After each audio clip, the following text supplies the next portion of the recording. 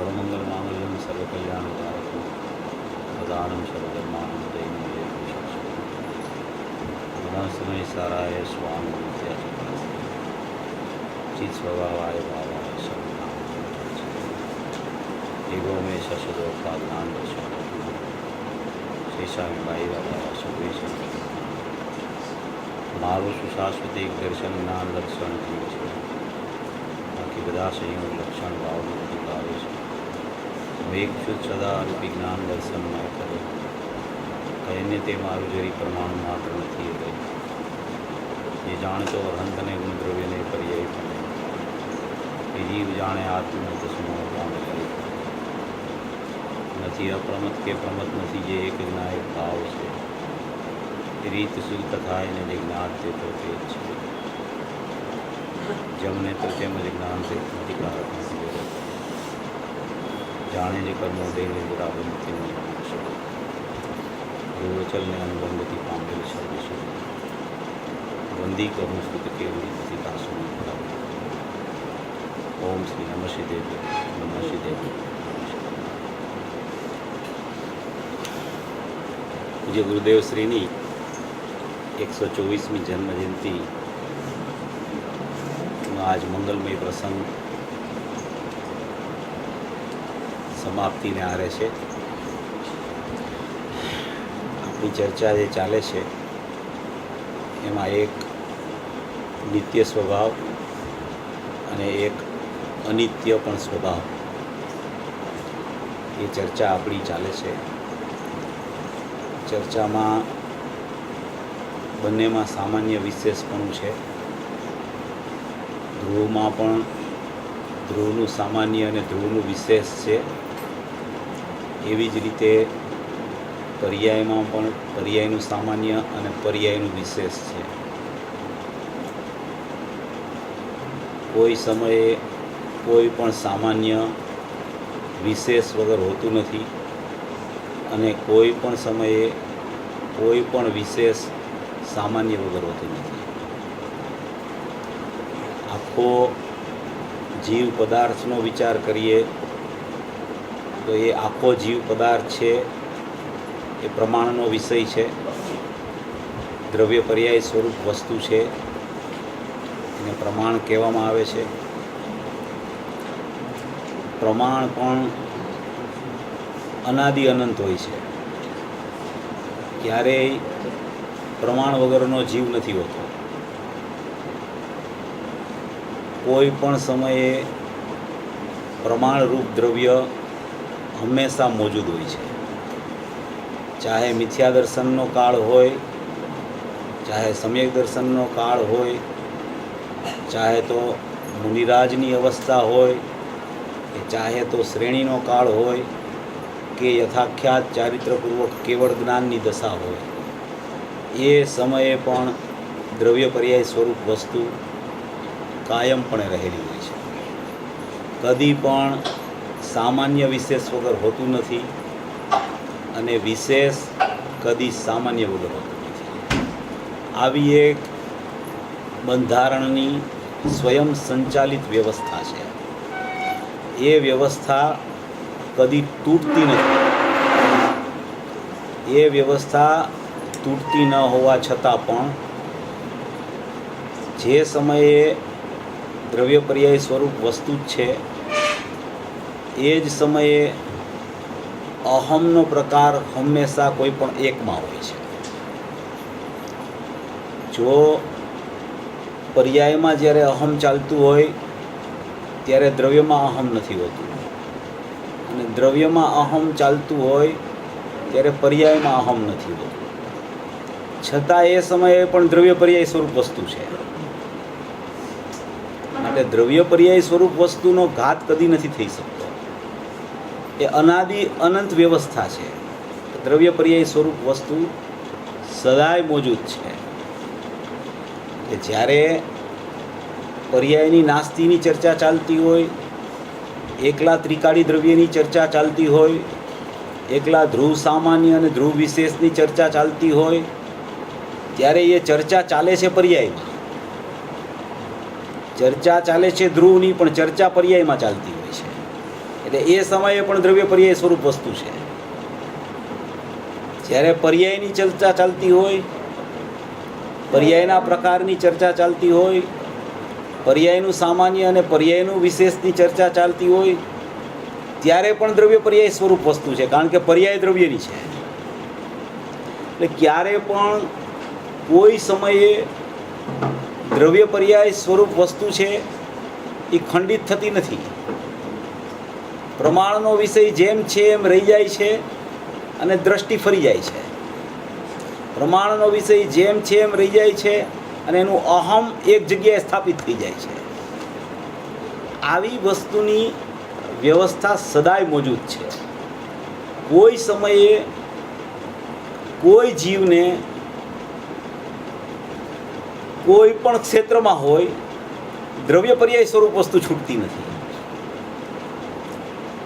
છતાંય એનું વલણ, એનો વ્યવસાય, એનું અહમપણું, એનું જ્ઞાન સ્વભાવપણું, એનો જ્યારે વિચાર કરવામાં આવે ત્યારે એકની અસ્થિ બતાવતા સ્વયં બીજાની નાસ્તિ આવી જાય છે. એટલે કહેવાનું તાત્પર્ય એ છે કે જ્યારે ધ્રુવની ચર્ચા ચાલતી હોય તો કોઈ એમ સમજવું નહીં કે અહીંયા પર્યાયની ચર્ચા નથી ચાલતી, અને પર્યાયની ચર્ચા ચાલતી હોય તો એમ ન સમજવું કે ધ્રુવ છે જ નહીં. દ્રવ્ય પર્યાય સ્વરૂપ વસ્તુ અકબંધ રાખીને વાત ચાલે છે. એટલે એ રીતે વિષયને સમજતા એના જ્ઞાનમાં યથાર્થતા આવે છે, અને જ્ઞાનમાં યથાર્થતા એ જ નિર્ણયનું પ્રમાણ છે. અને એવો નિર્ણય જે જીવને થાય છે એ જીવને દ્રવ્ય દ્રષ્ટિ અલ્પકાળમાં થઈ જાય છે. કારણ કે પ્રથમમાં પ્રથમ નિર્ણય છે એની કિંમત છે. જે જીવને નિર્ણય નથી હોતો એ જીવને દ્રવ્ય દ્રષ્ટિ થવાનો અવકાશ નથી. નિર્ણય દ્રવ્યનો પણ થાય છે અને નિર્ણય પર્યાયનો પણ હોય છે. પહેલાં આખી વસ્તુનો નિર્ણય થાય છે, પછી આખી વસ્તુમાંથી બે પ્રકારના દ્રવ્ય સત અને પર્યાય સત એવા બે અંશ, એટલે કે દ્રવ્ય અંશ હોવા છતાં અંશી અને પર્યાય અંશ એવો બેનો સ્વતંત્ર નિર્ણય થાય છે. અને એ સ્વતંત્ર નિર્ણય ખ્યાલમાં આવ્યો કે પર્યાય પ્રત્યેક સમયે પલટતી છે, પર્યાય પ્રત્યેક સમયે પરિણમનશીલ છે, એવું એના જ્ઞાનમાં યથાર્થતા ખ્યાલમાં આવી ગઈ. તો પછી એનું વલણ છે એ દ્રવ્યના નિર્ણય તરફ જ આગળ વધતું હોય છે. પછી એને પર્યાયની કોઈ ચર્ચા કરવાની કે પર્યાયનો કોઈ વિષય છેડવાનો જ્ઞાનમાં પુરુષાર્થ નથી ચાલતો. એટલે નિર્ણયની બહુ કિંમત છે. નિર્ણયમાં બેયનો નિર્ણય આવે છે, અને બેયનો નિર્ણય આવ્યા પછી, પર્યાયનો નિર્ણય થયા પછી પર્યાયમાં દ્રવ્યનો નિર્ણય ચાલુ થાય છે. અને એ પર્યાયમાં દ્રવ્યનો નિર્ણય ચાલુ થાય છે, એ આગળ વધે છે, એ નિર્ણય થાય છે, એ નિર્ણય દ્રઢ થાય છે, એ નિર્ણય દ્રઢતર થાય છે, અને એ નિર્ણય દ્રઢતમ થતાં એ નિર્ણયનું ફળ પાકો નિર્ણય આવે છે, એટલે કે સમ્યક દર્શનની અનુભૂતિ થાય છે. આવી વસ્તુ સ્વરૂપની વ્યવસ્થા હોય છે. હવે એમાં આપણો વિષય જે ચાલે છે એ જ્ઞાન સ્વભાવી આત્મા છે. પ્રત્યેક સમયે જ્ઞાનમય જીવ છે, ત્રિકાળી દ્રવ્ય જ્ઞાનમય છે, અને એ જ્ઞાનમય જીવમાંથી પ્રત્યેક સમયે એનો એક જ્ઞાનનો અંશ પ્રગટરૂપ થાય છે. એ જ્ઞાનનો અંશ જે પ્રગટરૂપ થાય છે એ જ્ઞાનના અંશનું નામ જ્ઞાનાકાર જ્ઞાન છે. એ જ્ઞાનાકાર જ્ઞાન છે એ જ્ઞાનનો સ્વભાવ છે. જ્ઞાનાકાર જ્ઞાન એટલે જ્ઞાનનું સ્વરૂપ, આકાર એટલે સ્વરૂપ. એવું જ્ઞાન આકારે જ્ઞાન પ્રગટ કોઈ પણ જીવને પ્રત્યેક સમયે થતું હોય છે. હવે એ જ્ઞાનાકાર જ્ઞાન પ્રગટ થાય છે એ જ સમયે એ જ્ઞાનનું જે કંઈ મટીરિયલ છે એ જ્ઞાનનું મટીરિયલ જ્ઞાયક જેવું જ હોય છે. કારણ કે એ જ્ઞાન આવે છે જ્ઞાયકમાંથી. તો એ જ્ઞાનનો ઉત્પાદ જે થાય છે એ જ્ઞાનનો ઉત્પાદ જ્ઞાયકમાંથી આવતો હોવાથી એ જ્ઞાને જ્ઞાયકને કદી છોડ્યું નથી. હવે એ જ્ઞાને જ્ઞાયકને કદી છોડ્યું નથી એટલે જ્ઞાન છે એ સ્વાભાવિક જ્ઞાન છે, એ જ્ઞાનના આકારે જ્ઞાન રહેલું છે. હવે એ જ્ઞાનના આકારે જ્ઞાન રહેલું છે એ પ્રતિ સમયે પ્રગટ થતું જ્ઞાન એ જ્ઞાનની દ્વિરૂપતા હોવાને કારણે એ જ્ઞાન પ્રત્યેક સમયે જ્ઞેયાકાર રૂપ પરિણમે છે. પ્રત્યેક સમયે જ્ઞેયાકાર રૂપ પરિણમન ચાલુ છે. આ બધું જ્ઞાન અંદરથી આવે છે, જ્ઞાન જ્ઞાનાકાર છે, જ્ઞાનનું જ્ઞેયાકાર પરિણમન છે. આ બધી ચર્ચા જ્ઞાનના પરિણમનની ને જ્ઞાનના જ્ઞાનાકારની છે, એ બધી ઉત્પાદની ચર્ચા છે. એ ઉત્પાદ છે, એ ઉત્પાદને ઉત્પાદથી તમે જુઓ તો એ ઉત્પાદ કથનચિત અનન્ય છે દ્રવ્યથી, અને એ ઉત્પાદને એ સમયે કથનચિત અનન્ય છે એ ઉત્પાદ છે. પણ એ સમયે ઉત્પાદ જ્યાંથી આવે છે એવું ત્રિકાળી દ્રવ્ય, એ દ્રવ્યમાં આ થયેલો ઉત્પાદ છે એની સર્વથા નાસ્તી છે, કારણ કે ઉત્પાદ બહાર આવી ગયો છે. એ સમયે એમાં ઉત્પાદ નથી, એ ધ્રુવ છે. એ ધ્રુવ છે, એ કુટસ્થ છે, અપરિણામી છે. ધ્રુવ સામાન્ય, ધ્રુવ વિશેષાત્મક એક અખંડ વસ્તુ છે. પોતાના દ્રવ્ય ક્ષેત્ર કાળ ભાવથી એ વસ્તુ ખંડિત કદી થઈ નથી એવું એનું દ્રવ્ય ક્ષેત્ર કાળ ભાવપણું છે. અને એ ધ્રુવ સામાન્યનું ધ્રુવ વિશેષ એની સાથે એ જ સમયે ત્યાં જ એની અનંત ગુણની અનંત કારણ શુદ્ધ પર્યાય રૂપે ધ્રુવ વિશેષ ત્યાં અત્યારે વર્તમાનમાં રહેલું છે. એવું ધ્રુવ સામાન્ય અને ધ્રુવ વિશેષ થઈને આખું એક અખંડ ધ્રુવ દ્રવ્ય છે. એ અખંડ ધ્રુવ દ્રવ્ય છે એ દ્રષ્ટિનો વિષય છે. ધ્રુવ વિશેષ છે એ ધ્રુવ સામાન્ય અને ધ્રુવ વિશેષ એ બેય થઈને અખંડ છે. જો એકલો ધ્રુવ વિશેષ લ્યો તો એ દ્રષ્ટિનો વિષય નથી. ध्रुव विशेष और ध्रुव सामान्य में क्या फर्क है फिर? ध्रुव विशेष और ध्रुव सामान्य में ध्रुव सामान्य है वो असंख्य प्रदेशी आत्मा, अनादि अनंत आत्मा, अनंत गुणात्मक आत्मा, उसका त्रिकाल काल है, भूतकाल में था, वर्तमान में है, भविष्य में रहेगा, ऐसा उसका त्रिकाल काल है. अनंत गुणात्मक पूरी वस्तु है, एक एक प्रदेश में अनंत गुण पथरे हुए हैं और वस्तु खुद निर्विकल्प है. ऐसा द्रव्य क्षेत्र काल भाव से जो खंडित नहीं होता है उसको अखंड ध्रुव सामान्य बोला जाता है. और वो ध्रुव सामान्य के साथ में उसका ध्रुव विशेष है, वो अनंत गुणात्मक जो ध्रुव सामान्य है वो अनंत गुण की अनंत कारण शुद्ध पर्याय जो है उसको बोला जाता है ध्रुव विशेष. वो ये पर्याय से अलग है, जो पर्याय चल रही है उससे ध्रुव विशेष अलग है. ये अलग है.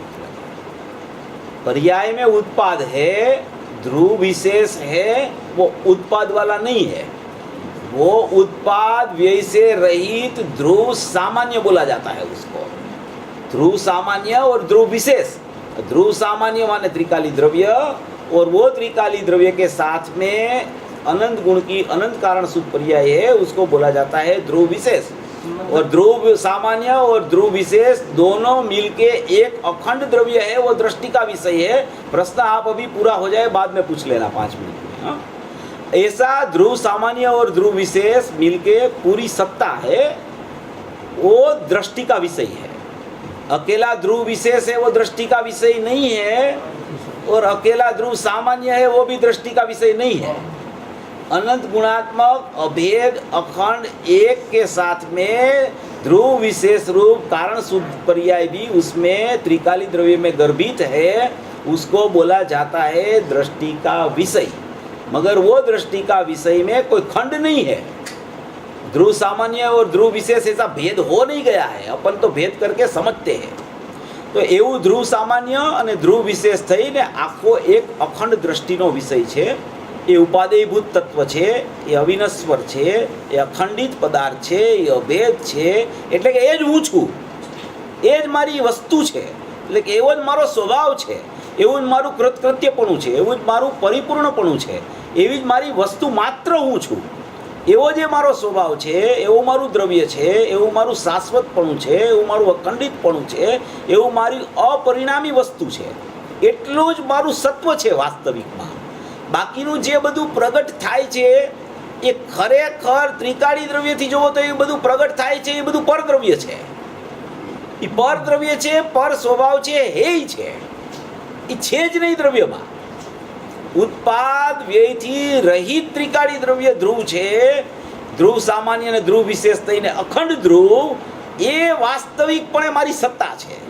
એટલું જ મારું અસ્તિત્વ છે, એટલો જ મારો સ્વભાવ છે, એટલું જ મારું અહમપણું ત્યાં થાય છે. તો એ અહમપણું કરનાર સમ્યક થઈ જાય છે. એવી મારી વસ્તુ જે છે, એવો મારો અખંડિત પદાર્થ છે, એવો ધ્રુવ પદાર્થ છે, એ હું છું. અને એમાંથી જે પ્રત્યેક સમયે એક જ્ઞાનનું અંદરથી પ્રવાહરૂપપણું, એટલે કે સામાન્ય ઉપયોગપણું, એટલે કે સ્વાભાવિક જ્ઞાનપણું, એટલે કે જ્ઞાન માત્રપણું અંદરમાં આખામાં જ્ઞાન ભરેલું છે. તો એ જ્ઞાયકમાંથી જ્ઞાનનો પ્રવાહ ઉત્પાદ રૂપે પ્રતિ સમય આવે છે. હવે એ જ્ઞાનનો ઉત્પાદ છે, એ જ્ઞાનનો ઉત્પાદ છે, એમાં માત્ર જ્ઞાન છે. એ જ્ઞાનમાં અજ્ઞાન નથી, એ જ્ઞાનમાં સમ્યક જ્ઞાન નથી, એ માત્ર જ્ઞાન છે. એ જ્ઞાન કેવું છે કે એ જ્ઞાન સામાન્ય છે. એ જ્ઞાન સામાન્યમાં એ જ્ઞાન સામાન્ય છે, એ મતિશ્રુત રૂપ નથી. એ જ્ઞાન સામાન્ય છે. મતિશ્રુત જ્ઞાન થાય છે તો એ ખરેખર એક સમયનો પર્યાય ભાવ છે. એ જાણવાની અપેક્ષાએ જ્ઞાન સામાન્યના જ્ઞાન વિશેષ એવા ભેદ પડે છે. અને જેટલા વિશેષ ભેદ છે એમાં બધામાં અતિવ્યાપ્તિ અવ્યાપ્તિ નામના દોષ આવે છે. અને જ્ઞાન સામાન્ય છે એ કોઈ પણ દોષ વગરનું, કોઈ પણ જાતની કર્મ સાપેક્ષતા વગરનું, કોઈ પણ જાતના કોઈ પણ પરિણમનની અપેક્ષા વગરનું નિષ્ક્રિયપણે રહેલું, નિષ્કર્મપણે રહેલું. નિષ્ક્રિય એટલે એક છે તો ક્રિયાશીલ, પણ એમાં કોઈ પર્યાયરૂપ પરિણમનની હજી ક્રિયા લાગુ નથી પડી, એવું એક અંદરથી જ્ઞાન સામાન્યનો ઉત્પાદ પ્રતિ સમયે પ્રત્યેક જીવને અંદરથી આવે છે. અને એ જ્ઞાન છે, એ જ્ઞાન સદાય જીવ પાસે રહે છે, સદાય એ જ્ઞાન રહે છે. ચાહે કોઈ પણ અવસ્થા વિશેષમાં થઈ જાય તો પણ એ જ્ઞાન સામાન્ય છે. એ અવ્યાપ્તિ અને અતિવ્યાપ્તિ દોષથી રહિત, એવું વિશેષથી રહિત એક સામાન્ય જ્ઞાન એની પાસે વર્તમાનમાં ઉત્પાદરૂપ રહેલું છે. એ જ્ઞાન સામાન્ય છે અને એના જેટલા જ્ઞાનના ભેદ પડે છે એ જ્ઞાન વિશેષ છે. હવે એ જ્ઞાન સામાન્ય અને એ જ્ઞાન વિશેષ છે, આ બધું એ જ્ઞાન જે પ્રગટ થયું છે એ જ્ઞાન કેવું છે? જ્ઞાનના આકારે છે. એટલે એ સામાન્ય જ્ઞાન છે. અને એ સામાન્ય જ્ઞાનનું પ્રત્યેક સમયે એક પરિણમન થાય છે. એ પરિણમનને જ્ઞેયાકાર જ્ઞાન કહેવામાં આવે છે. એ પરિણમનને જ્ઞેયત્વ પણ કહેવામાં આવે છે. એ પરિણમનને જાણવું એ જ્ઞાનનો સ્વભાવ છે. અને જાણવું અને પરિણમવું એવું જ્ઞાન જે બીજી ગાથામાં ગુરુદેવે લીધું છે કે એક જ સમયમાં એક જ જ્ઞાનમાં બે ક્રિયા રહેલી છે. એક જાણવારૂપ ક્રિયા અને એક પરિણમવારૂપ ક્રિયા. એક જ પર્યાયમાં એક સમયે એક જ વખતે એક ક્રિયા જાણવારૂપ ને પરિણમવારૂપ બે ક્રિયા સહિતનું એક જ્ઞાન વર્તમાનમાં જાણન ક્રિયારૂપ રહેલું એક જ્ઞાન છે. હવે એ જ્ઞાન છે, એ જ્ઞાનમાં શું છે? જ્ઞાનાકાર રૂપ જ્ઞેયાકાર છે. એ જ્ઞાન જ્ઞાનાકાર રૂપ જ્ઞેયાકાર છે. કારણ કે જાણવું ને પરિણમવું એનો સ્વભાવ છે, પરિણમવું પણ એનો સ્વભાવ છે અને જાણવું પણ એનો સ્વભાવ છે. આ સ્વભાવ કદી નાશ નથી થઈ શકતો, અનાદિ અનંત છે. બધી વ્યવસ્થા અનાદિ અનંત છે. એ અનાદિ અનંત વ્યવસ્થામાં એના અભિપ્રાય અનુસાર એનું સમ્યકપણું કે મિથ્યાપણું ચાલે છે. એના અભિપ્રાય અનુસાર યા તો એ સમ્યક દ્રષ્ટિ થઈ જાય છે યા તો મિથ્યા દ્રષ્ટિ થઈ જાય છે. અને જ્ઞાનમાં એના તિરોભાવ આવિર્ભૂત અનુસાર એનું જ્ઞાનનું યથાર્થપણું એને ખ્યાલમાં આવે છે. આપણે બપોરે ચર્ચા જે ચાલેલી એ જ વિષય આપણે થોડો વધારે લઈ છીએ જેથી થોડું સ્પષ્ટીકરણ થઈ જાય કે જ્ઞાનમાં જ્ઞેયાકારપણું છે. અને જ્ઞાન 15મી ગાથાને અનુસારે જ્ઞાનમાં ને જ્ઞાનમાં ભેદ જ્ઞાન છે. હવે એક જ્ઞાન છે એ પણ જ્ઞાન ઉત્પાદરૂપ છે. એની સાથે અનંત ગુણની અનંત પર્યાયો, અનંત ગુણ છે. આત્મામાં ગુણ કેટલા અનંત છે.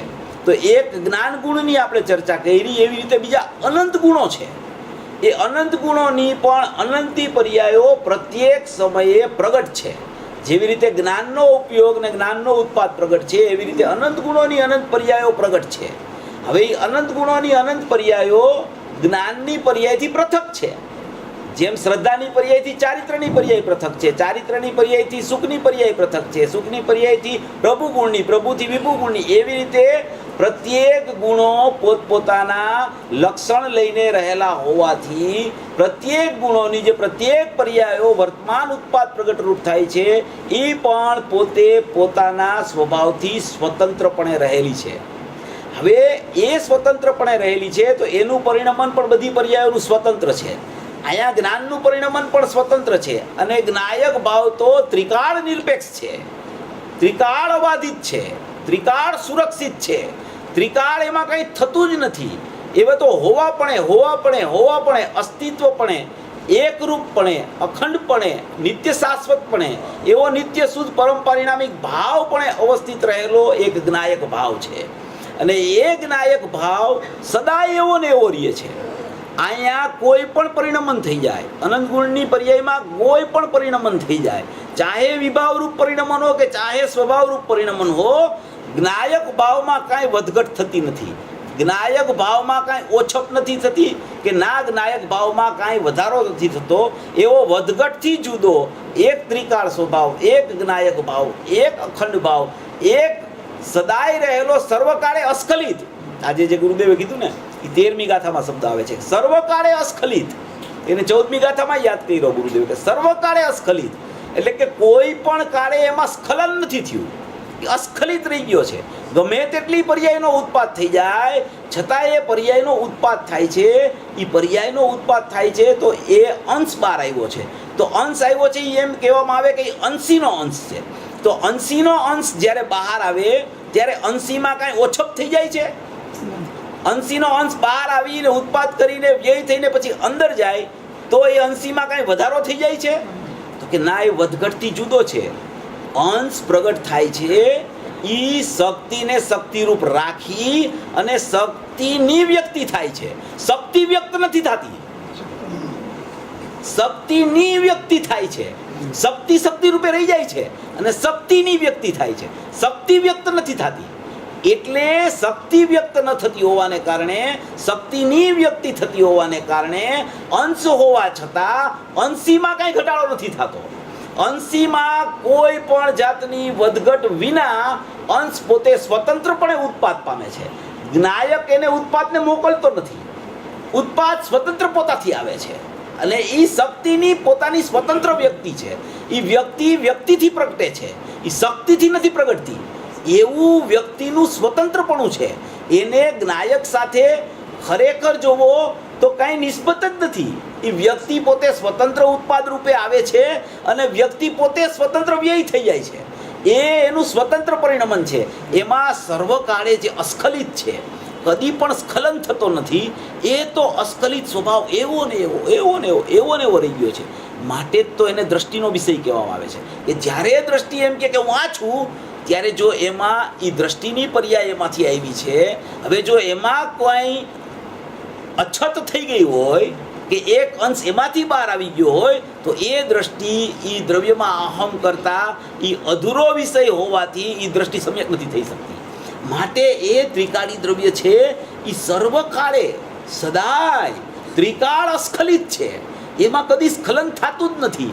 પર્યાયો આવે, પર્યાય જાય, પર્યાયનું પરિણમન થાય, પર્યાયનો ઉત્પાદ થાય, પર્યાયમાં ક્રિયા થાય, પર્યાય વ્યય થાય, એ બધું હોવા છતાં અહીંયા જે જ્ઞાયકપણું છે, અહીંયા જે શાશ્વતપણું છે, અહીંયા જે ત્રિકાળપણું છે, અખંડપણું છે, ધ્રુવપણું છે, એમાં કદી ઓછપ થતી નથી. એવો જે મારો એક જ્ઞાયક ભાવ, એક ભૂતાર્થ સ્વભાવ, એક શાશ્વત ભાવ, એક અખંડ ભાવ, એક નિત્ય ભાવ, એ કેવો એવો ને એવો રહી ગયો છે. હવે એક કેવી અપૂર્વ વાત છે કે આટલા અનંતકાળથી જીવ કેટલી ગતિમાં પરિભ્રમણ કરી આવ્યો. મનુષ્ય દેવ તિર્યન નારક અનંતવાર થઈ ગયો આને આ જીવ, છતાં એ જીવમાં કાંઈ થયું નથી. એ જીવમાં કોઈ બગાડ નથી થયો. એ જીવ એવો ને એવો રહી ગયો છે. એવો જીવ છે એ હું છું, એવી મારી વસ્તુ છે, એવું મારું તત્વ છે, એવું મારું સતનું સત્વ છે, એવો મારો અખંડ પદાર્થ છે, એવો મારો જ્ઞાયક દેવ નિત્ય જાજ્વલ્યમાન સર્વથા પ્રકાશ સર્વકાળે પ્રકાશમય છે, એવો મારો જ્ઞાયક ભાવ છે, એવી મારી વસ્તુ છે, એવું મારું ચૈતન્યપણું છે, એવું મારી સત્તા છે, એવો મારો જાજ્વલ્યમાન પદાર્થ છે, એ હું છું. એવું મારું અસ્તિત્વ અનાદિથી રહી ગયું છે. મારી હયાતીમાં કાંઈ વિક્ષેપ નથી પડ્યો. મારી મોજૂદગી એવી ને એવી રહી ગઈ છે. અનાદિથી હું એવો ને એવો એવો ને એવો એવો ને એવો એવો ને એવો એવો ને એવો છું. કેવળ જ્ઞાન થઈ જશે તોય મારો સ્વભાવ તો એવો ને એવો રહેવાનો છે. એમાં કાંઈ થતું નથી. થવાપણું બધું એક સમયમાં છે, પર્યાય સમયવર્તી છે, અને આત્મા અનંત ગુણાત્મક અખંડ એક છે. પર્યાય એક સમયની છે. માત્ર એક સમયની ભૂલે આટલો અનાદિનો પરિભ્રમણ એનું અનાદિનું ચાલી રહ્યું છે. એક સમયની ભૂલ, માત્ર એક સમયની ભૂલ, સમયવર્તી ભૂલ. આંખના પલકારામાં અસંખ્ય સમય જાય એવી માત્ર એક સમયની ભૂલ છે. અને એક સમયની ભૂલ પણ કેવી છે ખબર છે? એને પોતાના સ્વભાવનો માત્ર નિર્ણય નથી કર્યો એટલી જ ભૂલ છે. બીજી કોઈ ભૂલ થઈ નથી. એક જ ભૂલ છે કે એણે યથાર્થ નિર્ણય નથી કર્યો પોતાના સ્વભાવનો, કે હું ખરેખર આવો છું, હું ખરેખર ચૈતન્યમય છું, હું ખરેખર જ્ઞાનમય રહી ગયો છું, હું મારી અખંડતાને ક્યારેય ખંડિતપણું લાગુ નથી પડ્યું, મારી અભેદતામાં કદી ભેદ નથી પડ્યો, મારા અપરિણામી સ્વભાવમાં કદી પરિણમન નથી થયું, એવી મારી વસ્તુ એવી ને એવી રહી ગઈ છે. એવો નિર્ણય જ નથી થયો એને. અને નિર્ણય કર્યો છે તો પણ એની માત્રા ઓછી પડી છે. એ નિર્ણયની માત્રા જે છે એ નિર્ણયની માત્રામાં કમી છે. એ નિર્ણય જેવો જ હોય એવો નથી થયો, એટલે એ યથાર્થ નથી. નિર્ણય કર્યો છે એણે, હું ધ્રુવ છું, અખંડ છું, શાશ્વત છું, અભેદ છું, એમ એને ખ્યાલમાં આવ્યું છે. જ્ઞાનીઓના પ્રતાપે, ગુરુદેવના પ્રતાપે એને ખ્યાલમાં તો આવી છે કે મારી વસ્તુ એવી ને એવી રહી ગઈ છે. પણ એ શું છે? ઉપલક ઉપલક આવ્યું છે. એ નિર્ણયપૂર્વક નથી આવ્યું, યથાર્થ નિર્ણયપૂર્વક નથી આવ્યું. જો યથાર્થ નિર્ણયપૂર્વક એને આવી જાય તો એ નિર્ણય તો તરત જ એ જ્ઞાનમાં ક્રમે ક્રમે ક્રમે ક્રમે ક્રમે આગળ વધવા માંડે છે. જેટલી પર્યાયો આવે એમાં નિર્ણય દ્રઢ થતો જાય, જેટલી પર્યાયો આવે એમાં નિર્ણય દ્રઢતર ને દ્રઢતમ થઈ અને એ જ્ઞાન સમ્યક જ્ઞાન પામીને સમ્યક દર્શનપૂર્વક સમ્યક ચારિત્ર થયા વગર રહે જ નહીં. માટે પહેલામાં પહેલી કિંમત નિર્ણયની છે. જ્યાં સુધી યથાર્થ નિર્ણય સ્વરૂપનો નથી થતો ત્યાં સુધી એ નિર્ણયમાં કચાશ હોવાને કારણે પરિભ્રમણ કદી મટતું નથી, કદી ટળતું નથી. ચાલ્યા જ કરે છે, ચાલ્યા જ કરે છે, ચાલ્યા જ કરે છે. અનાદિથી આ ચાલે છે. ભૂલ કઈ છે એની? માત્ર એક જ્ઞાયક ભાવ છે, એક ભૂતાર સ્વભાવ છે, એનો નિર્ણય નથી થયો. હવે એ નિર્ણય કેવી રીતે થાય? એ નિર્ણયમાં જ્ઞાનનું કામ છે. બધી જગ્યાએ કાર્ય જ્ઞાન કરે છે, જ્ઞાન કાર્ય કરે છે, શ્રદ્ધા તો મોરછાપ મારે છે. કામ બધે જ્ઞાનનું છે, બધી જગ્યાએ જ્ઞાન જ કામ કરે છે. જ્ઞાન છે એ જાગતો દેવ છે, એ સ્વરૂપના જીવના જીવત્વનો નિશ્ચય કરાવે છે. એ અબાધિતપણે એવું સ્વાભાવિક જ્ઞાન પણ કોઈ પણ જાતની બાધા વગર એક જ્ઞાનનો અંશ પણ એવો એવો રહી ગયો છે જીવ પાસે, કે જે નિગોદમાં એ અંશ છે ને ચાલુ છે. એ અંશમાં પણ બગાડ નથી થયો, ઉત્પાદના અંશમાં બગાડ નથી થયો. એવું જ્ઞાન જ્ઞાન જ્ઞાન જ્ઞાન જ્ઞાન જ્ઞાન જ્ઞાન જ્ઞાન જ્ઞાન એની પાસે જાણવું જાણવું જાણવું જાણવું જાણવું એવો એક સ્વભાવ એની પાસે બચી ગયો છે. અને એ સ્વભાવમાં સ્વરૂપનો નિર્ણય થાય છે, એ જ્ઞાનના ઉત્પાદમાં નિર્ણય થાય છે. હવે એ નિર્ણય થવા માટે એ જ્ઞાનને સમજવું અત્યંત જરૂરી છે. જ્યાં સુધી એ જ્ઞાન ન સમજાય ત્યાં સુધી એ જ્ઞાનમાં સ્વરૂપનો નિર્ણય થતો નથી. એટલે પહેલામાં પહેલા તો એ જ્ઞાનની વ્યવસ્થા શું છે, એ જ્ઞાન પ્રત્યેક સમયે કેવી રીતે વર્તી રહ્યું છે, એ જ્ઞાનમાં જ્ઞાનાકાર સ્વરૂપ કેવું છે, એ જ્ઞાનમાં એનો જ પોતાનો દ્વિરૂપતાવાળો જ્ઞેયત્વ સ્વભાવ કેવો છે, અને અનંત ગુણોની અનંત પર્યાયનો પણ જ્ઞેયત્વ સ્વભાવ કેવો છે, કે એ પોતાનું પ્રમેયત્વ પ્રત્યેક સમયે અનંત ગુણની પર્યાય પ્રગટ થાય છે. એ પોતાનું પ્રમેયત્વ ક્યાંક ને ક્યાંક પ્રદર્શિત કરે છે. તો એ પ્રમેયત્વ પ્રદર્શિત જ્ઞાનમાં કરે છે, અને જ્ઞાનનું પણ પોતાનું એક જ્ઞેયત્વ છે. જેમ બીજી પર્યાયોમાં જ્ઞેયત્વ છે એમ જ્ઞાનમાં પણ એક જ્ઞેયત્વ સ્વભાવ છે, અને જ્ઞાનમાં એક જ્ઞાનત્વ સ્વભાવ છે. એવો બે ધર્મ એક જ્ઞાનમાં રહેલા છે.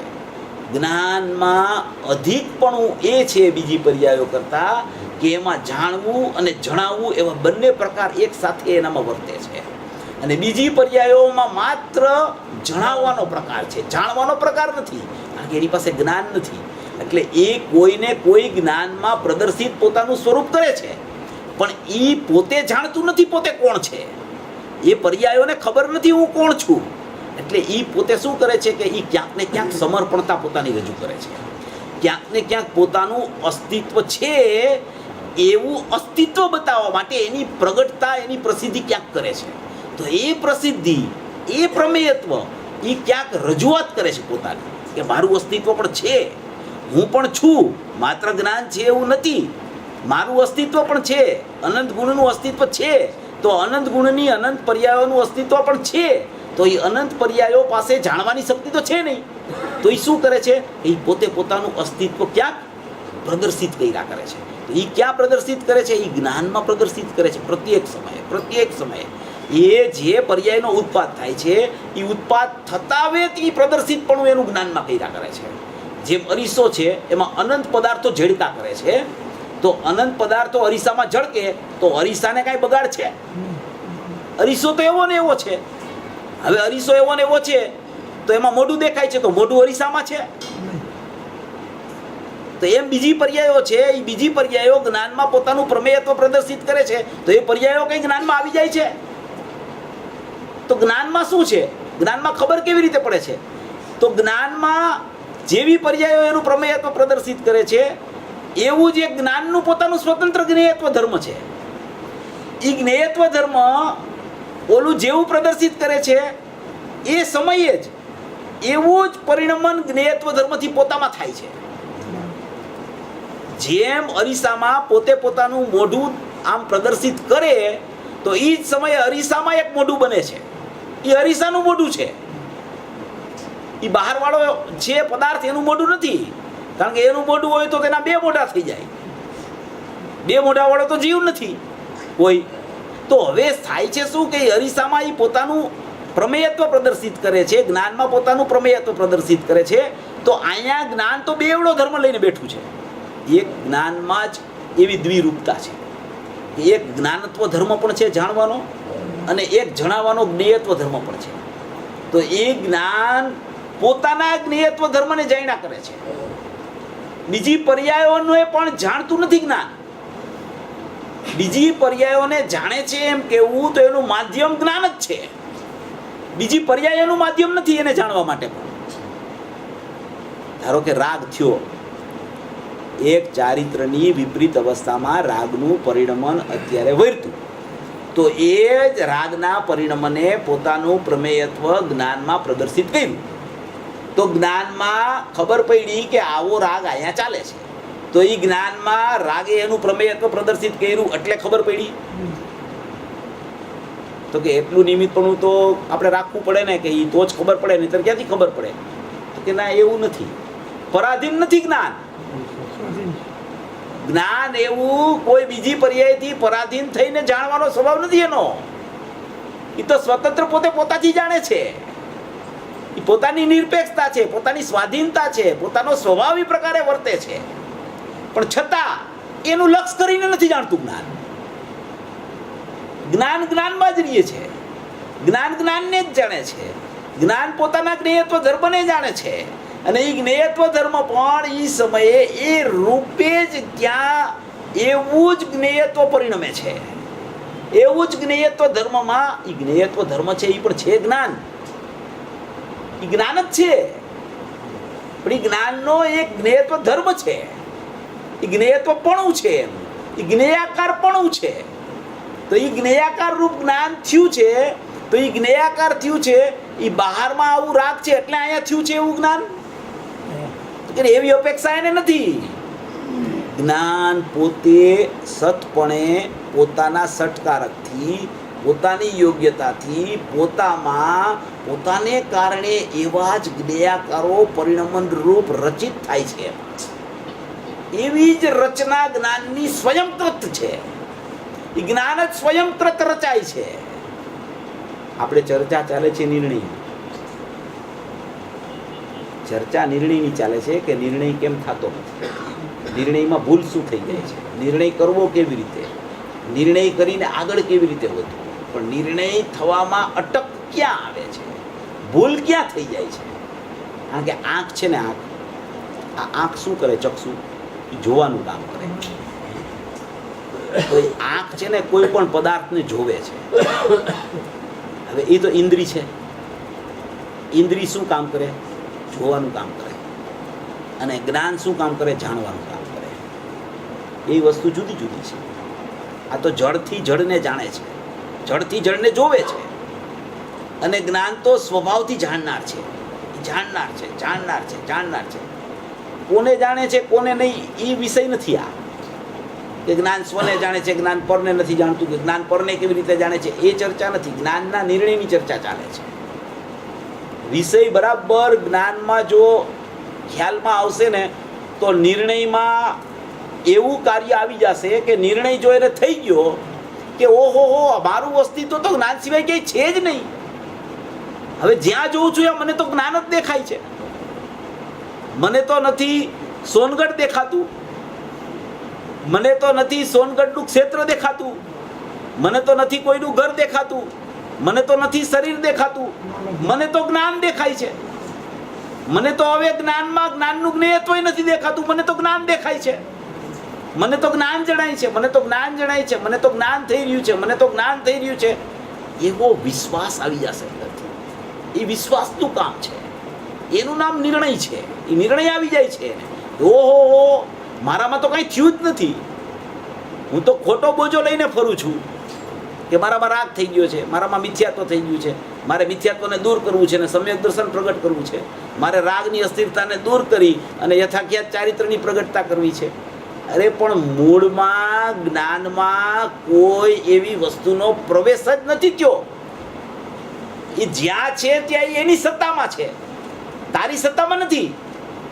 તારી સત્તામાં તો એક નાયક ધ્રુવ ત્રિકાળ અસ્તિત્વ લઈને બેઠેલો પદાર્થ છે અને તારી સત્તા એટલી જ છે કે એમાંથી માત્ર જ્ઞાન પ્રગટ થાય છે. અને એ જ્ઞાન પ્રગટ થાય છે એ જ્ઞાયકનું હોવાથી એ જ્ઞાયક સાથે અનન્ય જ રહી ગયું છે સદાય કાળ. જુદું પડતું જ નથી ક્યારેય. જુદું તું પાડસ એનું નામ વિકલ્પ છે. અને એ જુદું પાડીને તું વિકલ્પ કરસ ને એ વિકલ્પને પછી તોડવાનો પ્રયત્ન ચાલુ છે તારો. જ્ઞાન જુદું પડતું નથી જ્ઞાયકથી કદી. જ્ઞાનમાં અનુભૂતિ સ્વરૂપ ભગવાન આત્મા બાળ ગોપાળ સૌને સદાકાળ અનુભવમાં આવી રહ્યો છે સ્વયં, કોઈની અપેક્ષા વગર નિરપેક્ષ. એવું જાણવું ચાલુ છે અનાદિથી. જાણનારો જ જણાઈ રહ્યો છે અનાદિથી, બીજું કાંઈ જણાતું જ નથી. એને ભ્રમણા થઈ ગઈ છે. જ્ઞાન જ્યાં જ્ઞેયાકાર બને છે ને, એ જ્ઞેયાકાર બને છે એ તો સ્વભાવ છે, પણ એ જ્ઞેયાકાર બનતા જ એની ભ્રમણા ચાલુ થાય છે. હવે એ બને છે જ્ઞેયાકાર પોતાનો સ્વભાવ, એ તો સ્વભાવ છે. જ્ઞેયાકારને કોઈ હટાવી ન શકે, જ્ઞાનના જ્ઞેયત્વને કોઈ દૂર ન કરી શકે, એમાં કાંઈ પરિવર્તન ન કરી શકે. એ તો ચાલુ છે જ્ઞેયાકાર, પણ એ તો સ્વાભાવિક પરિણમન છે એનું, વિભાવિક નથી પરિણમન. જ્ઞાનનો સ્વભાવ જ છે પ્રત્યેક સમયે જાણવું ને પરિણમવું, જાણવું ને પરિણમવું, જ્ઞાનાકાર રૂપ જ્ઞેયાકાર થવું. કેવળ જ્ઞાનમાં થાય છે જ્ઞેયાકાર. એ વિભાવ હોય તો નીકળી જવા જોઈએ જ્ઞેયાકાર હોય તો લોકાલોકનું જાણવું બંધ થઈ જાય તો કેવળ જ્ઞાન. સ્વભાવ છે આ સ્વભાવ એવો ને એવો રહી ગયો છે. પણ એ જ્ઞેયાકાર જ્ઞાન જ્યાં પરિણમે છે, પ્રત્યેક સમયે જ્ઞેયાકાર જ્યાં બને છે, પ્રત્યેક સમયે જ્ઞાનમાં પોતાનું જ્ઞેયત્વ બન્યા કરે છે, એવું જે જ્ઞેયાકાર થાય છે, જે જ્ઞેયત્વ થાય છે, એ બહારમાં જે અનંત પર્યાયોનું જ્ઞેયત્વ છે. આપણે તો દ્રવ્યગુણ પર્યાયની ચર્ચા ચાલે છે, પર્યાયની બહાર કાંઈ આપણું છે જ નહીં. પહેલાં તો હવે એ પર્યાયમાં જેટલું જ્ઞેયત્વ બને છે એ જ્ઞેયત્વ તો પર્યાયનું પર્યાયમાં છે, અનંત પર્યાયનું અનંત પર્યાયમાં છે. અહીંયા જ્ઞાન છે.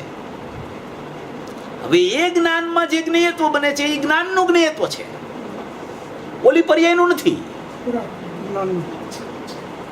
જેમ બીજી પર્યાયોમાં જ્ઞેયત્વ ધર્મ છે, પ્રમેયત્વ ધર્મ છે, એમ જ્ઞાનમાં પણ પ્રમેયત્વ ધર્મ છે, જ્ઞેયત્વ ધર્મ છે. બધી પર્યાયોમાં આ છે. તો બધી પર્યાયોમાં છે તો જ્ઞાનમાંય છે. તો જ્ઞાન જે છે એ શું કરે છે? જાણે છે. અને એને જણાય છે શું? કે એનું પોતાનું જ્ઞેયત્વ જણાય છે, પોતાનું જ્ઞેયપણું જણાય છે, પોતાનો જ્ઞેયાકાર જણાય છે, પોતાનું જ્ઞાનનું જ્ઞાનત્વ અને જ્ઞાનનું જ્ઞેયત્વ જાણવામાં આવે છે. જ્ઞાનનું જ્ઞાનત્વ જાણે છે, જ્ઞાનનું જ્ઞેયત્વ જણાય છે. હવે એ જ્ઞાનનું જ્ઞાનત્વ અને જ્ઞાનનું જ્ઞેયત્વ એ પણ છે અખંડ, જુદું જુદું નથી. એક જ્ઞાનમાં એક જ જ્ઞાનનો સ્વપર પ્રકાશક અખંડ સ્વભાવ છે. જ્ઞાનાકાર રૂપ જ્ઞેયાકાર અખંડ સ્વભાવ છે. જ્ઞાનત્વ રૂપ જ્ઞેયત્વ રૂપ અખંડતા છે. તો એ અખંડપણું છે, ચાલ્યા જ કરે, ચાલ્યા જ કરે, ચાલ્યા જ કરે છે. હવે એ ચાલતા ચાલતા ચાલતા શું થાય છે? એને કે પ્રત્યેક સમયે એને થાય છે જ્ઞેયાકાર જ્ઞાનનો આવિર્ભાવ થવો જોઈએ, જ્ઞાન સામાન્યનો આવિર્ભાવ. હવે જ્ઞેયાકાર જ્ઞાનનો આવિર્ભાવ એટલે શું અને જ્ઞાન સામાન્યનો આવિર્ભાવ એટલે શું? આપણે એમ લઈ છીએ કે એ અખંડ છે. આપણે એમ કીધું ને કે એ અખંડ છે. બે જ્ઞાનત્વ અને જ્ઞેયત્વ અખંડ છે. જ્ઞાનાકાર રૂપ જ્ઞેયાકાર અખંડ છે, સ્વપર પ્રકાશક અખંડ છે. તો પછી જ્ઞેયાકારનો આવિર્ભાવ થાય છે, એમાં શું દોષ છે? અને જ્ઞાન સામાન્યનો આવિર્ભાવ થવો જોઈએ, એ નથી થતો, તો એ શું વાત છે? એ પ્રશ્ન થાય ને. તમને ન થાય તો હું પ્રશ્ન ઉઠું. હવે છે તો એક જ જ્ઞાન, સળંગ પડે, એમાં કાંઈ ફરક નથી. જ્ઞાન એક જ છે. પણ જે સમયે જ્ઞેયાકાર બને છે, જે સમયે જ્ઞાનનું જ્ઞેયત્વ બને છે, એ જ સમયે બહારમાં બીજી પર્યાયોમાં એવું જ જ્ઞેયત્વ છે. જેમ કે મિથ્યાત્વ થયું, કે રાગદ્વેષના પરિણામ થયા, તો અહીંયા જ્ઞાનમાં જ્ઞેયાકાર એવા જ બને છે. એવા જ જ્ઞેયાકાર બનતા હોવાથી વા મિથ્યાત્વ અને રાગદ્વેષ છે એને કારણે નથી બનતા. એ કારણ છે ને અહીંયા કાર્ય થાય છે એવો એક પર્યાયને બીજી પર્યાયને સંબંધ નથી. અહીંયા નિમિત્ત છે એટલે અહીંયા નૈમિતિક થયું છે એવો એને સંબંધ નથી. અહીંયા સ્વતંત્ર રચના થાય છે, ત્યાં પણ સ્વતંત્ર રચના છે. એક પર્યાયને બીજી પર્યાય સાથે કાંઈ કરતા કાંઈ સંબંધ નથી. બધી પર્યાય સ્વતંત્ર છે, એકબીજાને સંબંધ છે જ નહીં. એ સંબંધ ક્યાંય કીધો હોય તો એ વ્યવહાર છે, એ કીધો હોય તો વ્યવહાર છે, એ નિશ્ચય નથી. તો એ જે અહીંયા જ્ઞેયાકાર બન્યા છે, અહીંયા જે જ્ઞેયત્વ થયું છે એવું જ બહારમાં છે. એટલે એને શું એ સમયે જ્ઞેયાકાર જ્ઞાનનો આવિર્ભાવ થયો. હવે એ જ્ઞેયાકાર જ્ઞાનમાં એને જ્ઞેયાકાર જોયું છે અને એનો આવિર્ભાવ કર્યો, એટલે એને એમ થાય છે કે મારામાં મિથ્યાત્વ આવી ગયું છે, મારામાં રાગ દ્વેષ આવી ગયા છે. હવે એ છે તો જ્ઞાન, એને દેખાય છે તો જ્ઞેયાકાર જ્ઞાન. મિથ્યાત્વને તો કોઈ જોઈ જ શકતું નથી. જ્ઞાન જ દેખાય છે, જ્ઞાન જ જણાય છે, જ્ઞાનનું જ વેદન છે, જાણવામાં જ આવી રહ્યું છે જ્ઞાન. જ્ઞાન સિવાય કંઈ જણાતું જ નથી. સર્વત્ર જ્ઞાનનું ચમકવું છે, સર્વત્ર જ્ઞાન જણાય છે. જ્ઞાન જ્ઞાન જ્ઞાન જ્ઞાન સિવાય કાંઈ જણાતું જ નથી જીવને. હવે એને એ ભ્રમણા ચાલુ થાય છે અહીંયા કે મારા જ્ઞેયાકાર મારું જ્ઞાન બન્યું, આ જ્ઞેયાકારમાં તો રાગ આવી ગયો, હું તો રાગી થઈ ગયો, હું તો મિથ્યા દ્રષ્ટિ થઈ ગયો. એમ કરીને એ જ્ઞેયાકાર જ્ઞાનનો આવિર્ભાવ કર્યા કરે છે પ્રત્યેક સમયે. અને સામાન્ય જ્ઞાન જે જાણી રહ્યું છે, જે જાણનાર છે જ્ઞાન, એને એ તિરોભૂત કરે છે. એ તિરોભૂત અને આવિર્ભૂત, તિરોભૂત અને આવિર્ભૂત બેયનું અસ્તિત્વ છે. એકેયના અસ્તિત્વનો નાશ નથી થતો. જ્ઞાન કરે છે, જ્ઞાન પોતે જ કરે છે. તિરોભૂત આવિર્ભૂત જ્ઞાનનો પ્રકાર છે. એ જ્ઞાનમાં જ તિરોભૂત આવિર્ભૂત થાય છે. જ્ઞાનમાં જ્ઞાનથી જ તિરોભૂત આવિર્ભૂત થાય છે. શ્રદ્ધાનું કામ કાંઈ છે નહીં. શ્રદ્ધા તો અહમ જ્ઞાયકમાં કરે છે, યા તો શ્રદ્ધા અહમ આવા જ્ઞાનમાં કરે છે. આવા જ્ઞાનમાં અહમ કરે છે એટલે એ શ્રદ્ધા ભેદમાં અહમ કરે છે એટલે મિથ્યાત્વ છે, અને શ્રદ્ધા અભેદમાં અહમ કરે છે તો સમ્યકત્વ છે. શ્રદ્ધાનો આટલો જ પ્રકાર છે. જેટલો ભેદ, ખરેખર તો એમ કહેવામાં આવે છે ને કે એ શ્રદ્ધા રાગમાં અહમ કરે છે એટલે મિથ્યા છે. ખરેખર શું છે? રાગ સંબંધીનું જ્ઞેયાકાર જ્ઞાન થાય છે. એ જ્ઞેયાકાર જ્ઞાનમાં જ એની શ્રદ્ધા ચાલે છે, અને એ જ્ઞેયાકાર જ્ઞાનમાં શ્રદ્ધા અહમ કરતા એ જ્ઞેયાકાર જ્ઞાનમાં જે જ્ઞેયત્વ છે એવું જ બહારમાં રાગનું પરિણમન હોવાથી અહીંયા એને એમ થાય છે કે આ રાગ મારો છે, પણ ભેદની શ્રદ્ધા હોવાથી એને મિથ્યાત્વ કહેવામાં આવે છે. અભેદની શ્રદ્ધા એનું નામ સમ્યકત્વ છે. પણ અહીંયા જે આવિર્ભૂત તિરોભૂત છે જ્ઞાનમાં, એ તો જ્ઞાનના જ છે. જ્ઞાનમાં જ ભેદ જ્ઞાન રહેલું છે, જ્ઞાનમાં જ આવિર્ભૂત તિરોભૂતપણું રહેલું છે. તો એવું આવિર્ભૂત તિરોભૂતપણું પ્રત્યેક સમયે ચાલ્યા કરે છે. હવે એ આવિર્ભૂત તિરોભૂતપણું આ બપોરે લીધો તો એ જ વિષય છે, આજે ફરીથી લીધો, ઘણા કે આ લેજો. એટલે હવે આવિર્ભૂત તિરોભૂતપણું છે ને, એમાં ને હે ઉપાદેયપણામાં ફરક છે બહુ મોટો. એ હે ઉપાદેયપણું નથી. આવિર્ભૂત તિરોભૂતમાં તો એક વસ્તુ લબ્ધ થઈ જાય છે અને બીજી વસ્તુ ઉપયોગાત્મક થાય છે. અને જે વસ્તુ લબ્ધ થાય છે એ વસ્તુ છે ખરી, પણ ત્યાંથી એ ઉપયોગાત્મકપણું છૂટી ગયું છે એટલે એને લબ્ધ કહેવામાં આવે છે. અને જે વસ્તુ ઉપયોગાત્મક થઈ ગઈ એ વસ્તુ જ છે ને એને પોતાની લાગે છે, એટલે કે એ જ જ્ઞાન એને જ આવિર્ભૂત કર્યા કરે છે. ઉપયોગાત્મક છે એને આવિર્ભૂત કરે છે, અને જે ઉપયોગાત્મક નથી એને તિરોભૂત કરે છે. તો હવે અત્યારે એને શું થયું છે? અજ્ઞાન કેમ પ્રગટ થાય છે, નિર્ણય કેમ થતો નથી? તો કે એને આવિર્ભૂતપણું જ્ઞેયાકાર જ્ઞાનમાં જ્ઞેયોનું ચાલુ છે. જ્ઞેયાકાર જ્ઞાન બહારમાં જે પરિણમન છે એના જેવું જ હોવાને કારણે એને એમાં આવિર્ભૂતપણું જ્ઞેયાકાર જ્ઞાનમાં જ્ઞાન જોતો નથી કે આ જ્ઞાન માત્ર છે, જ્ઞાન માત્ર છે, જ્ઞાન માત્ર છે, જ્ઞાન માત્ર છે, એમ જ્ઞાન નહીં જોતા. એ જે જ્ઞેયાકાર જેવા બનેલા છે એ બહારમાં જે વસ્તુ છે એવા જ જ્ઞેયાકાર બનેલા હોવાને કારણે એને એમ થાય છે કે આ વસ્તુ છે ને એ હું છું, આ વસ્તુ મારામાં આવી ગઈ છે. એટલે એ વસ્તુને આવિર્ભૂત કરે છે. જ્ઞાનને આવિર્ભૂત નથી કરતો, જ્ઞાનને તિરોભૂત કરે છે. અને બહારમાં જે જ્ઞેય છે કે અહીંયા એવા જ્ઞેયાકાર થયા છે એવા જ્ઞેયને આવિર્ભૂત કરે છે. આવિર્ભૂત તો જ્ઞાનને કરે છે, પણ એને એમ થાય છે કે આ વસ્તુ છે ને એટલે અહીંયા એવું જ્ઞાન થયું છે એટલે એને આવિર્ભૂત કરે છે એમ કહેવામાં આવે છે. હવે એ સ્વયં પોતે તો જ્ઞાન જ છે, પોતે તો જ્ઞાનના આકારે જ્ઞેયાકાર બન્યા છે, પણ અહીંયા એને આવિર્ભૂત તિરોભૂતમાં એ જ્ઞેયાકારનું આવિર્ભૂતપણું જ્યાં થાય છે ત્યાં એને બહારના જ્ઞેયો જ જ્ઞાનમાં દેખાય છે.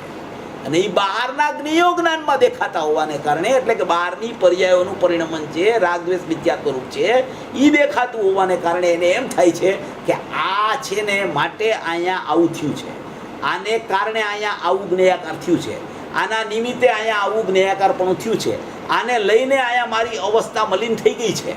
હવે જ્ઞાનમાં જ્ઞેયાકારપણું એ મલિનતા નથી, એ તો જ્ઞાનનો સ્વભાવ છે પરિણમવાનો, એ તો એનું જ્ઞેયત્વ ધર્મ છે.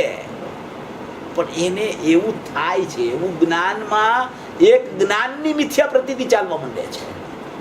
એ જ્ઞાનની મિથ્યા પ્રતીતિ છે એમાં એને ભાસ થાય છે એવો, ઓહો આ તો મને આવું થઈ ગયું, આ તો મારું જ્ઞાન આવું થઈ ગયું, મારું જ્ઞાન મલિન થઈ ગયું, મારું જ્ઞાન છે ને અશુદ્ધ થઈ ગયું, મારા જ્ઞાનમાં વિભાવ થઈ ગયો. એ વિભાવ બહારમાં છે એનો ઉપચાર કાર્યમાં કારણનો ઉપચાર લગાવીને એ જ્ઞાનને એ રીતે જોવા માંડે છે. એ નિર્ણયની કચાશ છે, એ જ્ઞાન નથી જોતો ત્યાં. હવે છે એવું કે જ્ઞેયાકારને તો કોઈ હટાવી નથી શકતું, એ તો બૈના જ કરે છે, એટલે એની ભ્રમણા ચાલ્યા કરે છે. હવે જો એને યથાર્થ સમજણ થઈ જાય, એને ખ્યાલ આવી ગયો કે હવે અત્યારે તો અહીંયા જ્ઞાનમાં જ્ઞાનાકાર અને જ્ઞેયાકાર એ બધું છે, જ્ઞાન જ સળંગ પડે. હવે એ જ્ઞેયાકારે ન જોવે ને જ્ઞાનાકારે ન જોવે, એ માત્ર જોવે જ્ઞાન. હું તો જ્ઞાન માત્ર છું, હું તો જ્ઞાન માત્ર છું, તો જ્ઞાન માત્ર છું. મારો જાણવું સ્વભાવ છે, મારો જાણવું સ્વભાવ છે. અને હે જાણવાનો સ્વભાવ તો બરોબર છે. જાણવાનો સ્વભાવ ક્યારે કે કાંઈક જાણે કોઈ કેટલો વિષય થાય તો એને જાણ્યું. હમણાં આવશે વિષય. એક તો વિષય આવી ગયો, અનુભૂતિ સ્વરૂપ ભગવાન આત્મા અનુભવમાં આવી ગયો છે, એ જ વિષય છે. પેલા જ્ઞાન પકડાય છે, પછી જ્ઞાન નાયકમાં જાય છે. પેલા જ્ઞાન પકડાય છે કે હું જ્ઞેયરૂપ નથી થયો, હું જ્ઞાનરૂપ રહી ગયો છું, એટલે હું જ્ઞાન માત્ર છું, એટલે કે જાણવું મારો સ્વભાવ છે. પછી એમ આવે છે કે હું જાણનારને જ જાણી ગયો છું. પેલા ભેદરૂપ જ્ઞાન પકડાય છે, પછી અભેદરૂપ નાયક પકડાય છે. આ પ્રોસેસ છે. દરેક જીવ અનુભવ કરવા સમયે પ્રયાસ કરે છે ત્યારે આવી ભૂમિકામાંથી પસાર થાય છે. એને પહેલાં જ્ઞેયાકાર જ્ઞાનનો તિરોભાવ થાય છે અને સામાન્ય જ્ઞાનનો આવિર્ભાવ થાય છે. અને એ સામાન્ય જ્ઞાનનો આવિર્ભાવ અને જ્ઞેયાકાર જ્ઞાનનો તિરોભાવ એ જ્ઞાનનું પડખું છે. અને એ જ્ઞાનનું પડખું આવતા એની શ્રદ્ધા જ્ઞાયકમાં અહમ કરે છે. અને એ જ્ઞાયકમાં અહમ કરતા એ જે જ્ઞાન છે એ સમ્યક જ્ઞાન નામ પામે છે. વિષય એમ છે, એવી રીતે ચાલે છે પ્રોસેસ. એટલે જ્ઞેયાકાર જ્ઞાન કે જ્ઞાનાકાર જ્ઞાન એ બધું જ્યારે એ સમાપ્તિને આરે આવે છે ત્યારે એને એમ વિચાર ચાલે છે કે આ તો જ્ઞાન માત્ર છે, આ તો જ્ઞાન માત્ર છે, આ તો જ્ઞાન માત્ર છે. નથી જ્ઞેયને કારણે જ્ઞેયાકાર થયા, જ્ઞેયાકારનું સ્વતંત્ર પરિણામ નહીં છે અને પાછું જ્ઞાનાકારે છે. પણ ત્યાં હું જોઉં છું તો જ્ઞેયાકાર કે જ્ઞાનાકાર જેવું તો કાંઈ છે નહીં. જ્ઞાનાકાર એટલે તો જ્ઞાનનું સ્વરૂપ અને જ્ઞેયાકાર એટલે છે તો માત્ર પોતે જ્ઞાન. જ્ઞેયરૂપ જ્ઞાન છે, જ્ઞેયરૂપ જ્ઞાન છે એટલે જ્ઞાનરૂપ જ્ઞાન છે. એવું મારું જ્ઞેયત્વ તો મારો ધર્મ છે. તો મારી પાસે તો શું છે? માત્ર જ્ઞાન છે, જ્ઞાન છે, જ્ઞાન છે. મને જ્ઞાન જણાય છે, જ્ઞાન જણાય છે, જ્ઞાન જણાય છે, જ્ઞાન જણાય છે. જાણવું જાણવું જાણવું જાણવું જાણવું જાણવું જાણવું એવો જ મારો સ્વભાવ છે. હવે એ જ્ઞેયાકારથી એનું જ્ઞાન વ્યાવૃત થઈ ગયું છે. જ્ઞેયોથી તો વ્યાવૃત સદાય છે, પણ જ્ઞેયાકારથી વ્યાવૃત થયું છે. હવે એ જ્ઞાનમાં આવી ગયું છે કે હું તો જ્ઞાન માત્ર છું, જ્ઞાન માત્ર છું, જ્ઞાન માત્ર છું. બસ એ જ પ્રોસેસ નિર્ણયની છે. એ નિર્ણય થાય છે એવો એને કે જ્ઞાન માત્ર છું, જ્ઞાન માત્ર છું, જ્ઞાન માત્ર છું. હવે ઓલા જે જ્ઞાનમાં ને જ્ઞાનમાં જ્ઞાનના ભેદ પડતા હતા, જ્ઞેયાકાર ને જ્ઞાનાકાર, એ ભેદ નીકળી ગયા. હવે જ્ઞાનમાં ને જ્ઞાનમાં જ્ઞેયાકાર ને જ્ઞાનાકાર એવા જે ભેદ એને દેખાતા હતા એ ભેદ હવે વિલીન થઈ ગયા અને હવે એને જ્ઞાન માત્ર દેખાય છે કે હું તો જ્ઞાન માત્ર છું, હું તો જ્ઞાન માત્ર છું, હું તો જ્ઞાન માત્ર છું. જેવો જ્ઞાયક છે એવું જ જ્ઞાન છે, જેવો જ્ઞાયક છે એવું જ જ્ઞાન છે. હવે એ જ્ઞાન કેવું છે તો કે એ જ્ઞાનમાં તો અનુભૂતિ સ્વરૂપ ભગવાન આત્મા જણાઈ રહ્યો છે. એ જ્ઞાન તો નિરુપાધિક જ્ઞાન છે, સદાય નિરાવરણ જ્ઞાન છે, સદાય એવું ને એવું રહી ગયું છે, સદાય એમાં જાણનારો જણાય છે, સદાય એમાં જ્ઞાયક ભગવાન આત્મા અનુભૂતિ સ્વરૂપ ભગવાન આત્મા અનુભવમાં આવી રહ્યો છે. એવો જ્યાં જ્ઞાનમાં એને ખ્યાલ આવવા માંડે છે કે આ જ્ઞાન છે એ ક્યાંથી આવ્યું, આ જ્ઞાન છે એ કોનું છે, આ જ્ઞાન જ જણાય છે, આ જ્ઞાન જ છે, આ જ્ઞાન જ છે. તો એ જ્ઞાનનો પ્રવાહ આવે છે ક્યાંથી? તો કે એ તો પ્રવાહવાનમાંથી આવે છે. તો કે એ પ્રવાહવાન ક્યાં છે? તો કે એ તો જ્ઞાન જ્યાંથી આવ્યું ત્યાં જ છે. તો કે એ જ્ઞાન ક્યાંથી આવ્યું છે? તો કે એ તો જ્ઞાયકમાંથી આવ્યું છે. ત્યાં જ એ જ્ઞાનનો આખો વ્યાપાર છે ને નિર્ણયમાં પલટાઈ જાય છે અને એ પલટાતા એને એક એવું જાત્યાંતર જ્ઞાન પ્રગટ થાય છે. એ જાત્યાંતર જ્ઞાન એટલે કેવું કે એવી જાતિ પૂર્વે હતી નહીં એવું જાતિમાં અંતર પડી ગયું, એને કહેવાય છે જાત્યાંતર જ્ઞાન. એ જાત્યાંતર જ્ઞાન હજી સમ્યક જ્ઞાન નથી પણ એની જાતિ ફરવા માંડી છે. એ જ્ઞેયાકાર કહેતો હતો, એ જ્ઞાનાકાર કહેતો હતો, હવે જ્ઞાનમાં આવી ગયો છે અને એ જ્ઞાનમાં એને ખ્યાલ આવી ગયો ઓહો આ તો જ્ઞાન જ છે, સર્વત્ર જ્ઞાનનું જ ચમકવું છે. જ્ઞાન માત્ર હું છું, જ્ઞાન માત્ર હું છું, જ્ઞાન માત્ર હું છું. એ જ્ઞાન કોનું છે? તો કે જ્ઞાયક માત્ર હું છું, જ્ઞાયક માત્ર હું છું, જ્ઞાયક માત્ર હું છું. પછી જ્ઞાન કોનું છે ને ક્યાંથી આવે છે ને કેવી રીતે આવે છે ને પ્રવાહ છે ને એ બધા ભેદ વિકલ્પો સમાપ્ત થઈ જાય છે અને હું એક જ્ઞાયક માત્ર છું, હું શુદ્ધ છું, હું અખંડ છું, એક છું, ધ્રુવ છું. જ્ઞાન જ્ઞાન જ્ઞાન જ્ઞાન જ્ઞાન માત્ર આત્મા છે. એમ એને જ્ઞાનમાં નિર્ણયની ભૂમિકાનો કાળ આ રીતે આ પ્રોસેસમાં ખ્યાલ આવતા એક જ્ઞાનમાં નિર્ણયની ભૂમિકા આવી જાય છે. હજી નિર્ણય આવી ગયો, નિર્ણય એ નિર્ણય જેમ જેમ જેમ જેમ આગળ વધે છે એમ યથાર્થતા એની ઘટ થતી જાય છે, એકદમ ગાઢો થાય છે. એ નિર્ણય આગળ વધે છે, એકદમ આગળ વધે છે કે બસ જ્ઞાન માત્ર હું છું, જ્ઞાન માત્ર હું છું, જ્ઞાન મને જ્ઞાન જ જણાય છે, જ્ઞાન સિવાય કંઈ જણાતું જ નથી. મારું અસ્તિત્વ જ્ઞાન જ છે, કેવળ જ્ઞાનમાં જ્ઞાન છે. તો મારું અસ્તિત્વ જ્ઞાન છે, જ્ઞાયતમાં જ્ઞાન છે. બીજું બધું વચ્ચે આવે છે ને એ બધી ધર્મશાળાઓ છે. કેવળ જ્ઞાન છે એ શું છે? મોક્ષ છે એ સાધ્ય છે, ધ્રુવ છે એ ધ્યેય છે, અને વચ્ચે બધું આવે છે એ કાંઈ મારું નથી. મારો સ્વભાવ તો કેવળ જ્ઞાનમય છે. હું તો જ્ઞાનમય છું. કેવળ જ્ઞાનમય એટલે માત્ર જ્ઞાનમય. માત્ર જ્ઞાનમય મારો સ્વભાવ છે. હું તો એકલો જ્ઞાનમય છું. હું તો એકલો જ્ઞાતા છું. હું તો એકલો જાણનાર છું. મને જ્ઞાન જ જણાય છે. હું તો જ્ઞાયક જ છું. હું તો જ્ઞાયક જ છું. હું તો જ્ઞાયક જ છું. બસ એમ એની નિર્ણયની ભૂમિકા આગળ વધતા વધતા વધતા એક નિર્ણય આવ્યો. એ નિર્ણય આગળ વધ્યો. એ નિર્ણય દ્રઢ થયો. એ નિર્ણય દ્રઢ થયો અને નિર્ણય દ્રઢતમ થયો. ત્યાં જ શ્રદ્ધા આ હું છું એમ પરિણમી જાય છે. એ શ્રદ્ધાએ જ્યાં આ હું છું એમ કર્યું, એ જ સમયે સમ્યક દર્શનની ઉત્પત્તિપૂર્વક જ્ઞાનનું નામ જે સામાન્ય જ્ઞાન હતું એ સમ્યક જ્ઞાન પડી જાય છે. શુદ્ધુપયોગની ઉત્પત્તિ થાય છે, શુદ્ધુપયોગનો જન્મ થાય છે, અને એ શુદ્ધુપયોગ થતાં ચારિત્રની પણ લીનતા થાય છે. અને અનંત ગુણો જે ભિન્નરૂપ હતા એ અભિન્નરૂપ થઈ અને એક સાથે પર્યાયો હતી. એ પર્યાયોનું નામ પરિણતિ થઈ ગઈ, અને એ પરિણતિ અભેદ થઈને આ હું છું એમ આખી પરિણમી જાય છે. એને કહેવાય છે કે એ નિર્ણય થયો તો એનું સાર્થકપણું થયું. એ નિર્ણય સાર્થક થયો. એ નિર્ણય એને જે કર્યો તો એ નિર્ણયનું ફળ આવી ગયું, અને એ નિર્ણયના ફળમાં સમ્યક દર્શન, સમ્યક જ્ઞાન, સમ્યક ચારિત્ર, મોક્ષ માર્ગની ઉત્પત્તિ થઈ. હવે એ સમ્યક દર્શનનો જન્મ થયો, નિર્વિકલ્પ દશા આવી ગઈ. એ ભૂમિકામાં એ પ્રસરી ગયો. અસંખ્ય સમય સુધી એ ઉપયોગ સદુપયોગ રૂપે ચાલ્યો. હવે પાછો અસંખ્ય સમય સુધી સદુપયોગ ચાલ્યો તો કાંઈ આ કાળમાં એમ કેવળ જ્ઞાન તો થતું નથી. પંચમ કાળ છે, કેવડીની હાજરી નથી, તો અત્યારે તો સાહિક સંકિત નથી. ક્ષયોપસમ સંકિત છે, પહેલાં ઉપસમ થાય છે, પછી વમી જાય, પછી ક્ષયોપસમ થાય, પછી ક્ષયોપસમ આવજા કરે, અને એ તીર્થંકરના કાળમાં જ્યારે એ જીવ જાય ચોથા કાળમાં તો સાહિક પામીને કેવળ જ્ઞાનને વરે. એવો પાઠ છે અને એ સિદ્ધાંત છે. તો હવે એ અત્યારે એની જે કાંઈ દશા અત્યારે નિર્વિકલ્પ દશામાં અસંખ્ય સમય સુધી ચાલી, તો પછી અસંખ્ય સમય પાછો તો એને વિકલ્પાત્મક ભૂમિકા આવે છે. ઉપયોગ શુદ્ધ ઉપયોગ થયો તો એ શુદ્ધ ઉપયોગ જ્યુત થાય છે, એટલે કે શુદ્ધ ઉપયોગ છૂટે છે. એટલે કે ઉપયોગ જે જ્ઞાયક સાથે લવલીન હતો એ ઉપયોગ છૂટી ગયો. ત્યાંથી છૂટી ગયો તો એ આખો ઉપયોગ છૂટતો નથી. એનો એક અંશ અભેદપણે જ્ઞાયક સાથે રહી જાય છે. શ્રદ્ધાનો પૂરો અંશ જ્ઞાયક સાથે અભેદ રહી જાય છે. ચારિત્રનો એક અંશ રહી જાય છે. અનંત ગુણોની અનંત પર્યાયો એક અંશ રૂપે, પરિણતિ રૂપે અંદરમાં કેલી કરતી વિકલ્પાત્મક દશાના કાળમાં પણ પ્રવર્તતી હોય છે. એનું અંદરમાં સુખ ચાલુ છે. એ સુખમાં ક્યાંય ઓટ નથી આવતી. શુદ્ધ ઉપયોગથી ચ્યુત થયો હોવા છતાં સુખ દૂર નથી થઈ જતું. સુખ ચાલુ રહે છે. એને કહેવાય છે એની પરિણતિ ચાલુ છે. સર્વગુણાસ્તે સંકિત કીધું ને, અને એક દેશ શુદ્ધતા કીધું આપણે, જ્ઞાનાદિ શુદ્ધતા બનારસી આપણે મોક્ષ માર્ગ પ્રકાશમાં, અને ઓમાં એમ આવ્યું કે સર્વગુણાસ્તે સંકિત શ્રીમદજીમાં. તો એ પરિણતિ ચાલુ રહે છે. ઉપયોગ બહાર આવી જાય છે. ઉપયોગ બહાર આવી જાય છે તો એ ઉપયોગ છે એ કોનો છે? જ્ઞાનનો છે.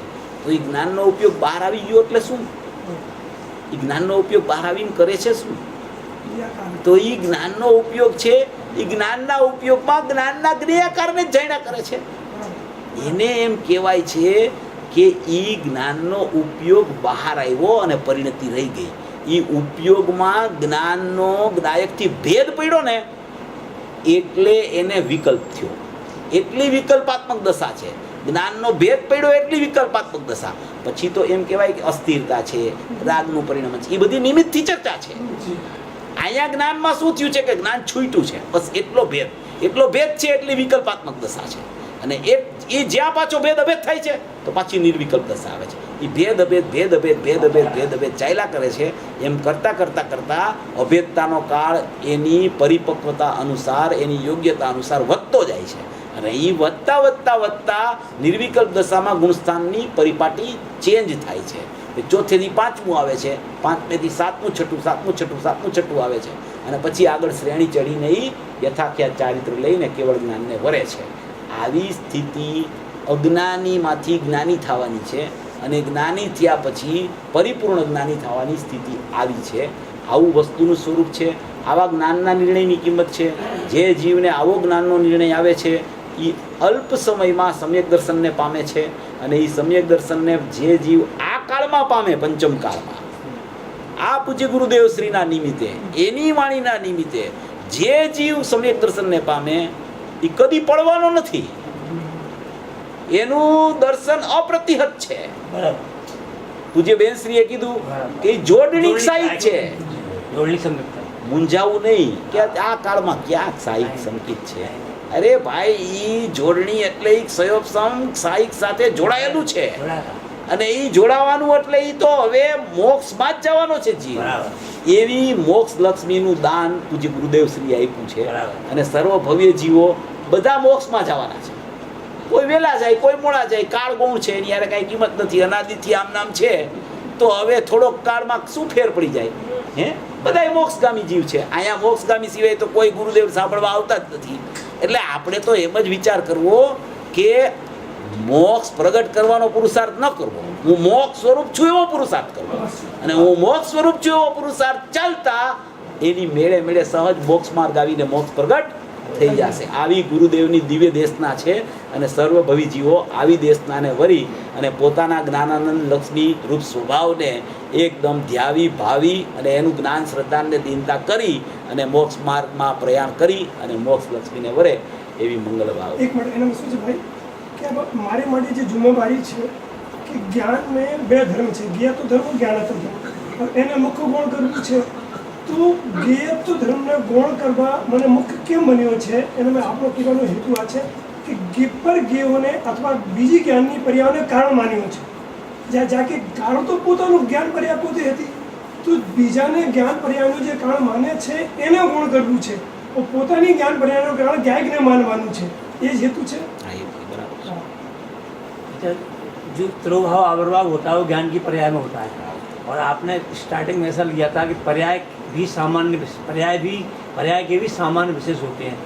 जैसे ज्ञाय सामान्य के सामान्य विशेष रूप पढ़ता है, ऐसे पर्याय भी सामान्य विशेष रूप पढ़ता है। पर्याय का सामान्य है वो उसका स्वाभाविक ज्ञान है।